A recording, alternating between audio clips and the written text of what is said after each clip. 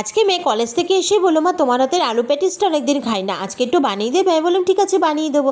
তার জন্য আদা কাঁচা লঙ্কা কুচিটাকে হালকা করে ভাজা করে নিই, তার মধ্যে সেদ্ধ করে রাখা আলু, পরিমাণ মতো নুন, হলুদ, লঙ্কার গুঁড়ো, জিরে গুঁড়ো, সামান্য পরিমাণ মিষ্টি দিয়ে সব কিছু ভালো করে মিশিয়ে নিয়ে বেশ কিছুটা পরিমাণে কড়াইশুঁটে ধনেপাতা কুচি দিয়ে আবারও সব কিছু মিশিয়ে নিয়ে আলুর পুরটি তৈরি করে নিলাম।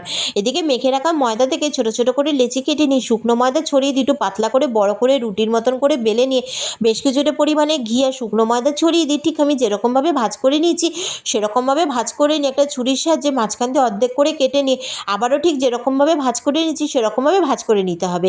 এবার একটা করে লেচি নিয়ে একটু পাতলা করে বড় করে রুটির মতন করে বেলে নিতে হবে। এবার একটা ছুরির মাধ্যমে চারিদিকটা কেটে নিয়ে একটু চৌকো মতন শেপ দিয়ে তার মধ্যে তৈরি করে রাখা আলুর পুরটি দিয়ে চারিদিকে একটু জল দিয়ে তিকোনাভাবে ভাজ করে মুখটি ভালো করে বন্ধ করে নিতে হবে, যাতে ভাজার সময় ভেতর থেকে আলুর পুরটি বেরিয়ে না যায়। এবার হাতে একটু সময় নিয়ে লো টু মিডিয়াম ফ্লেমে উল্টে পাল্টে লাল লাল করে ভাজা করে নামিয়ে নিলে হয়ে গেল আলু প্যাটিস। মেয়েকে বললাম এনে তোর আলু প্যাটিস, মেয়ে পেয়ে তো ভীষণই খুশি। আর গরম গরম আলু প্যাটিস খেতে তো দারুণ লাগলো।